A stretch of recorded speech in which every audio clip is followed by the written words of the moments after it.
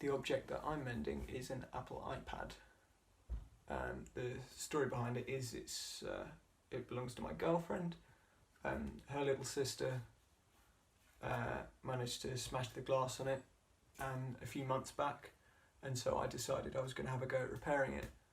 I've repaired quite a few similar things before, iPhones, that kind of thing, and so I thought it would be quite straightforward. I bought the glass on eBay and set about starting to repair it.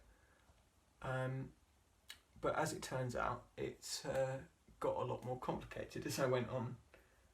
It's quite common on these particular models, as I then found out, that when you undo one of the connectors on the main circuit board, if you don't do it really, really carefully, which I didn't, you can dislodge some of the microscopic copper pins inside the connectors, which means you then have to solder another connector on.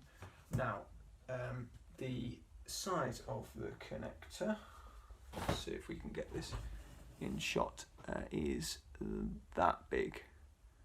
So this rapidly got a bit more complicated, and has meant that I've ended up learning to micro solder, which is not what I was expecting to happen when I started to fix this. So I suppose it does kind of beg the question, why am I continuing to mend it?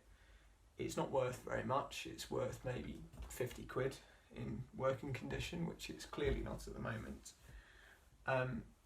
But actually, it means more to be mending it really than the monetary value of it, because what it's doing is it's allowing me to learn a lot of quite complex repair techniques that I'd never be able to learn otherwise if I didn't have this and have the incentive to get it fixed, so my girlfriend can have her iPad back.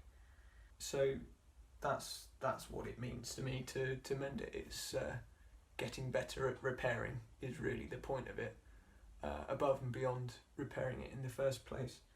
And I suppose on top of that is the fact that electronics and Apple things in particular don't have a massively great reputation for being able to be repaired, and we've seen that with the recent right to repair lawsuits and all of those kind of things. So I think it will get better, but I guess the point really is that even though it gets smaller and more complicated and all of those things, at the end of the day it's just a circuit board with a load of components on it. There's nothing magic inside, there's not magic Apple dust all over it that makes it particularly special. It's just some electronics, and you can solder it back together and put patch wires on it, and as long as the electrons flow, it'll work.